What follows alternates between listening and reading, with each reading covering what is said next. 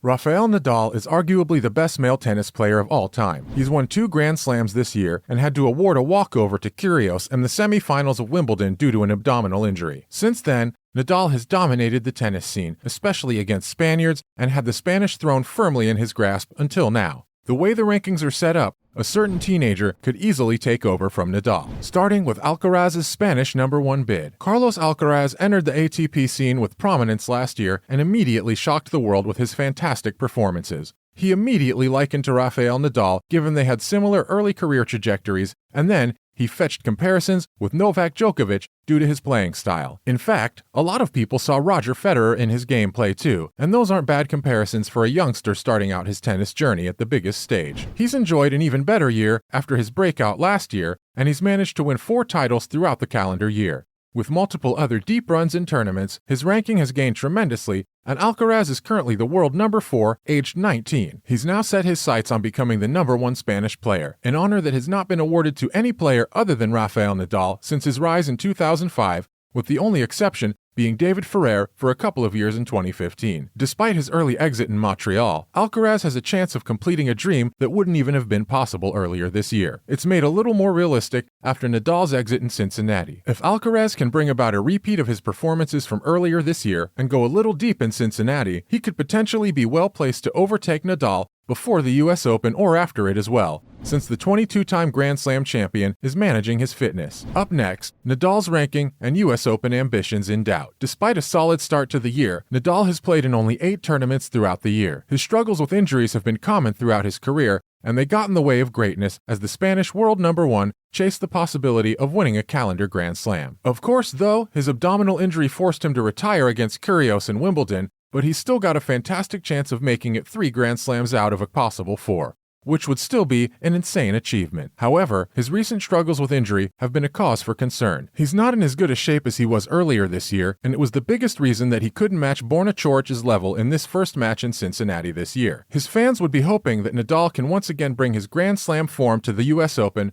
but it's not that easy, especially because the US Open is one of the toughest slams to participate in, with the heat taking its toll. That has also negatively impacted Nadal's ranking throughout the year. With the #1 spot pretty much open given Djokovic's vaccine woes, Nadal could have easily been a contender had he participated in a few more tournaments year-long. But his focus has been on managing his fitness as he tries to pull ahead in the Grand Slam race. If he can't replicate his Grand Slam form in the US Open, he might end up losing his Spanish #1 crown to Carlos Alcaraz. Also, could Alcaraz snatch Spanish #1 before the US Open? The Spanish teenager's chances of becoming the Spanish #1 were very good, but he ended up losing his first match in the Canadian Open to Tommy Paul. That would have been a big blow, but with Nadal's exit from Cincinnati, Alcaraz is extremely well placed to make a push to becoming the Spanish #1. But he'll need to be really good over the next 10 days or so. Of course, the equation is quite simple. Alcaraz could move to within 600 points of Alexander Zverev in second, who is out for the remainder of the campaign with an injury and a place ahead of Nadal if he wins the Cincinnati Masters. But we're talking about realistic scenarios, and while Alcaraz is definitely not an underdog in any tournament that he plays, the chances of winning Cincinnati are a little less. At the same time, he's not defending a lot of points from last year in Cincinnati, and with a somewhat kinder draw,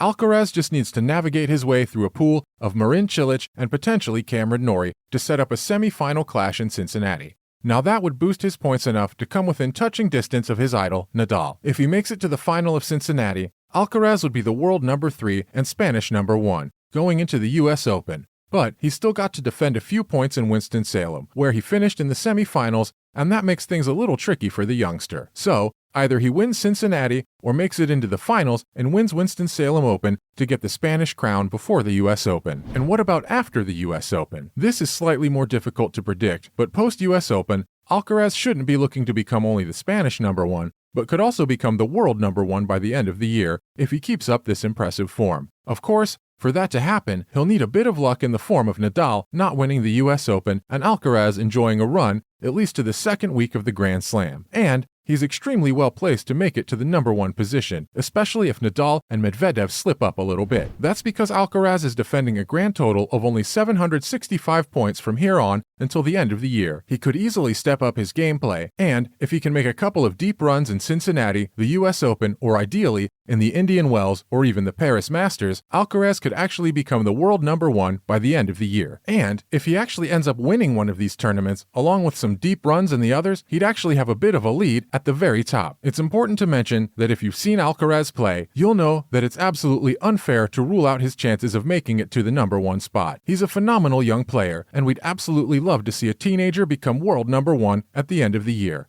That'd be a sight to see. Are you brave enough to bet against him? We certainly aren't. In other news, first up, Alcaraz beats McDonald Cilic next in round of 16. Carlos Alcaraz produced a faultless display, one that we've grown accustomed to seeing from the hard-hitting Spaniard, against Mackenzie McDonald in his second-round match in Cincinnati. The world number 4 had received a bye in the first round, and this was just perfect practice for him ahead of a tougher match against Cilic in the round of 16. He knows there's a lot at stake. Alcaraz could make it 5 titles for the year if he wins Cincinnati, and that's something that not many players can say they've achieved throughout their careers. He's in the running for the number 1 ranking at the end of the year, and it's definitely not a pipe dream anymore. Next, fan favorites suffer Cincinnati defeats. Over to the women's side. Fan favorites Naomi Osaka and Coco Gauff were both handed reality checks in their first matches of the 2022 Cincinnati Masters campaign. These are huge setbacks for the two talented stars and could prove to be a spanner in the works ahead of the U.S. Open. Coco Gauff was facing Marie Bouzkova in the second round after receiving a bye in the first round, but couldn't handle the heat after losing the first set. She didn't have enough in the tank to see out and ended up giving her opponent a walkover. On the other hand, Naomi Osaka lost to Zhang Shuai in straight sets 6-4, 7-5 in her first round appearance and extended her poor run of form. Lastly, Federer set to return in Levay Cup. Roger Federer hasn't played a competitive match on tour for a long time. However, Federer fans don't need to wait a long time before seeing their hero in action, as he's set to make a return with the Levay Cup starting next month. While that still doesn't count as an ATP match, Federer will also be in action for that too in October. The 41-year-old will be making his return to the tour in October in Basel at home after more than a year out with injuries. We can't wait to see the FedEx in action, and we hope he gives us more moments to cheer before his inevitable, we can't even say it. That's a wrap for this video. Do you think Alcaraz can become Spanish number 1 and take the crown from his idol Rafael Nadal? Let us know in the comments below. Make sure to give this video a thumbs up and subscribe to our channel for more videos like this. See you in the next one.